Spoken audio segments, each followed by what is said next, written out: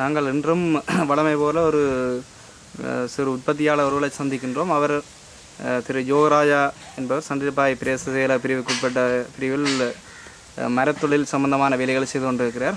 அந்த வகையில் அவரால் செய்யப்பட்ட ஒரு தமிழர்களின் பாரம்பரியத்துடன் மிக நெருங்கிய தொடர்பட்ட கலப்பை ஏரெண்டு நாங்கள் சொல்லுறோம். நாங்கள் அத்துடன் தோட்ட மண்பட்டி என்று சொல்லி இதில் 2 நீங்கள் பார்த்து கொண்டிருக்கிறீர்கள்.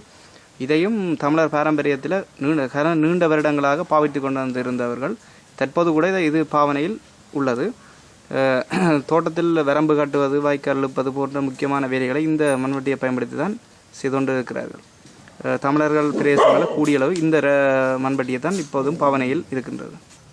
நீங்கள் இந்த மரத்தொழில் சம்பந்தமான இந்த பயிற்சி நிறைய இதுகள் நீங்கள் ஏற்கனவே பயிற்சி நிறைய மூலம் பெற்றுக்கொண்டீங்களா, இல்லாட்டி நீங்கள் சொந்தமாக?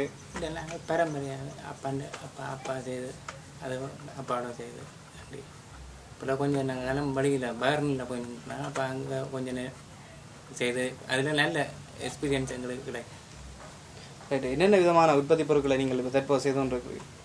இப்போ நாங்கள் கதிரை, மேசை, கட்டில், கதவுகள், நிலை அப்படியான சாமான்கள் செய்கிறோம். மற்றது இதன் வித்தியாசமான டிசைன், டெக்கரேஷன் வேணுமென்றாலும் செய்து கொடுப்போம். அது எல்லாத்துக்கும் வெளிநாட்டில் கிடைக்க பயிற்சியை கொண்டு தான் நாங்கள் இது செய்கிறது உண்டு. நீங்கள் இப்போ தற்பொழுது தேசிய மட்டத்தில் கூட தங்களுக்கு ஒரு விருது கிடைக்கப்பட்ட என்று நீங்கள் குறிப்பிட்டிருந்தீர்கள். என்ன சம்பந்தமான உற்பத்தி பொருட்கள் அது கிடைத்தது? அது நீங்கள் என்ன மாதிரியாக செய்து நீங்கள் அது சம்மந்தமாக சொல்ல முடியுமா? அது ஒரு மரத்தில் சங்கிலியும் ஆமப்பூட்டும் அது செய்கிறது கொஞ்சம் ட்ரெஸ் எடுத்து தான் செய்தேன். ரொம்ப தொடர்ச்சியாக செய்யலை, ஒரு கொஞ்சம் நாள் விட்டு செய்து ஏன்னா நாள் கணக்கில் பார்த்தால் ஒரு 4-5 நாள் வேலை செய்வோம். செய்தால் தான் அது இதன்னும். ஆனால் இந்த சங்கிலி செய்கிறது தான் ரொம்ப சிரமப்பட்டு ஒரு மரத்திலேயே சங்கிலி செய்து அதுபோல் அதுக்கு ஒரு ஆமை போட்டு ஏதாவது இப்போ கையில் இல்லை, சீசனுக்கு போய் வந்திருக்கா, நம்ம இந்த கைக்கு வந்து கிடைக்கல, அது இருந்தால் நான் அதையும் உங்களுக்கு காட்டலாம். சிலபடி ஏஜி ஆஃபீஸுக்கு வந்து விட்டு தெரியாது, அதை தாரன்ட்டு சொன்னவன் அது கிடைச்சிட்டா பார்க்கலாம் இல்லையான்னு சொன்னேன். மற்றது நீங்கள் இப்போ உங்கள் இந்த தொழில் முயற்சியை மேலும் விஸ்தரிக்கணும்னா நீங்கள் என்னென்ன விதமான உதவிகள் இல்லை என்ன உங்களுக்கு மேலதிகமான தேவைப்படும் என்று நீங்கள் நினைக்கிறீர்கள்? எனக்கு இதில் நிதி உதவி தான் தேவை. காரணம் என்ன சொன்னேன், இந்த பெட் ஷாப்பு கொஞ்சம் நிலம் எல்லாம் போட்டு கரண்ட் எடுக்கணும். தற்போது என்னோட நிதி பிரச்சனை தான் மெயின் பிரச்சனை. மற்றது மரங்கள் இப்போ இங்கே வாங்கக்கூடியதாக இருக்குது. முந்தைய தான் தட்டுப்பாடு தெரிய இங்கே வாங்கலாம், வாங்கி செய்யலாம். முக்கிய காரணம் நிதி தான்.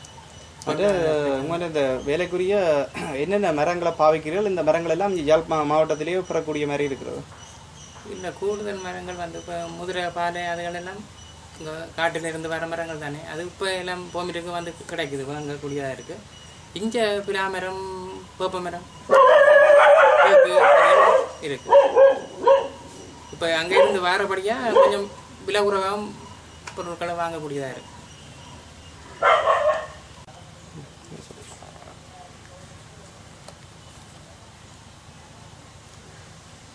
இந்த சர்டிஃபிகேஷனுக்கு தேசிய மட்டத்தில் நடந்த கண்காட்சியில் பரிசு கிடைச்சது, அதுக்கு கிடைச்சது தான் இந்த சர்டிஃபிகேட்.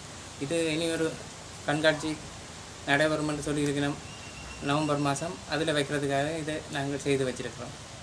இதையும் அந்த காட்சிக்கு